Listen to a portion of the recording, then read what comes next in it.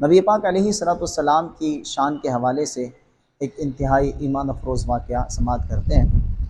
صحابہ کرام علیہم رضوان مسجد نبوی کی شریف علی صاحب الصلوۃ والسلام میں محو گفتگو تھے، اور ان کی گفتگو کا موضوع انبیاء کرام علیہم الصلوۃ والسلام کے کمالات تھے۔ وہ انبیاء کرام علیہم الصلوۃ والسلام کے کمالات بیان کر کے اظہار تعجب کر رہے تھے۔ ایک صحابی کہنے لگے کہ اللہ تبارک و تعالیٰ نے حضرت آدم اور نوح علیہ الصلوۃ والسلام کو کتنا بلند مرتبہ عطا فرمایا ہے کہ ان کے بارے میں ارشاد فرمایا ان اللہ اصطفیٰ آدم و نوحا، کہ اللہ عز و جل نے آدم اور نوح علیہ الصلوۃ والسلام کو چن لیا ہے۔ صحابہ کرام علیہم رضوان نے کہا کہ واقعی اللہ تبارک و تعالیٰ نے انہیں بلند مرتبہ عطا فرمایا ہے، لیکن تم حضرت موسیٰ علیہ الصلوۃ والسلام کو کیوں بھولتے ہو کہ اللہ تبارک و تعالیٰ نے انہیں ہم کلامی کا شرف عطا فرمایا، اور ان کے بارے میں ارشاد فرمایا وَكَلَّمَ اللَّهُ مُوسَىٰ تَكْلِيمًا، کہ ہم نے موسیٰ کو کلیم اللہ بنایا، ان کو ہم کلامی کا شرف عطا فرمایا۔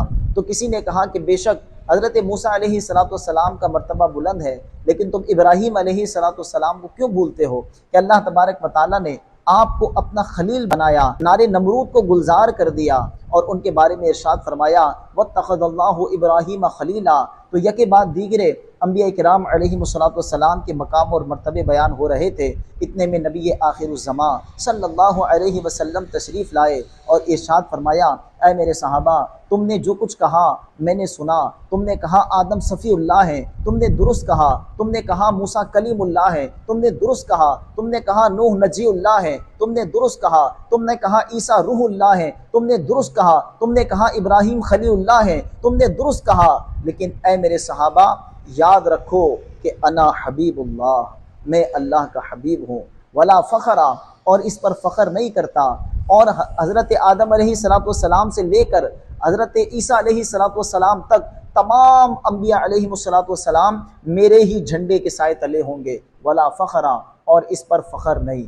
نبی پاک علیہ الصلوۃ والسلام نے ارشاد فرمایا کہ میں ہی وہ ہوں کہ روز قیامت سب سے پہلے جنت کا دروازہ میں کھٹکھٹاؤں گا، ولا فخرا، اور اس پر فخر نہیں کرتا، اور میرے ہی لیے سب سے پہلے جنت کا دروازہ کھولا جائے گا، اور اس پر فخر نہیں کرتا۔ پیارے محترم اسلامی بھائیوں، یہاں ایک ایمان افروز نقطہ سماعت کریں کہ حضرت آدم علیہ الصلوۃ والسلام سے لے کر حضرت عیسیٰ علیہ الصلوۃ والسلام تک تمام انبیاء کرام علیہ الصلوۃ والسلام حضور کے جھنڈے کے سائے تلے ہیں۔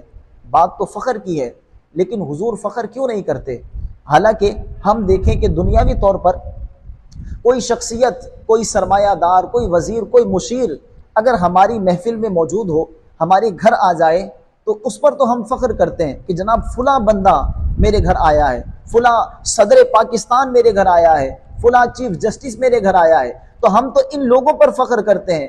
نبی پاک علیہ الصلوۃ والسلام کے جھنڈے کے سائے تلے ابو البشر ہیں، جنہیں رب تبارک و تعالیٰ نے بغیر ماں باپ کے پیدا کیا، جن سے نسل انسانی کو چلایا، جنہیں ان اللہ اصطفیٰ آدمہ کا صحرا جن کے سر سجا، وہ آدم علیہ الصلوۃ والسلام حضور کے جھنڈے کے سائے تلے ہیں۔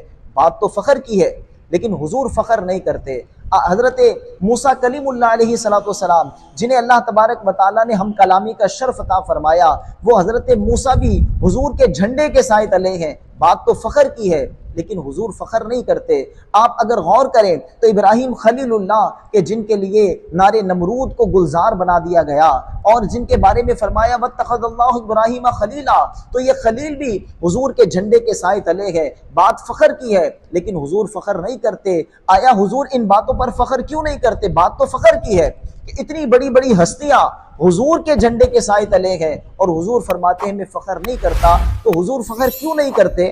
تو علماء فرماتے ہیں کہ نبی پاک علیہ الصلوۃ والسلام کے جھنڈے کا سایہ مل جانا یہ انبیاء کرام علیہ الصلوۃ والسلام کے لیے باعث فخر ہے، نہ کہ نبی پاک علیہ الصلوۃ والسلام کے لیے۔ کہ اس بات پر نبیوں کو فخر کرنا چاہیے کہ انہیں حضور کا جھنڈا مل گیا، انہیں حضور کے جھنڈے کے سائے تلے جگہ مل گئی، تو یہ بات انبیاء کرام علیہ الصلوۃ والسلام کے لیے باعث فخر ہے۔ اللہ تبارک و تعالی ہمیں نبی پاک علیہ الصلوۃ والسلام کی غلامی میں جینا اور مرنا نصیب فرمائے، اور روز قیامت حضور علیہ الصلوۃ والسلام کے مبارک جھنڈے کا سایہ عطا فرمائے۔ وآخر دعوانا ان الحمد للہ رب العالمین۔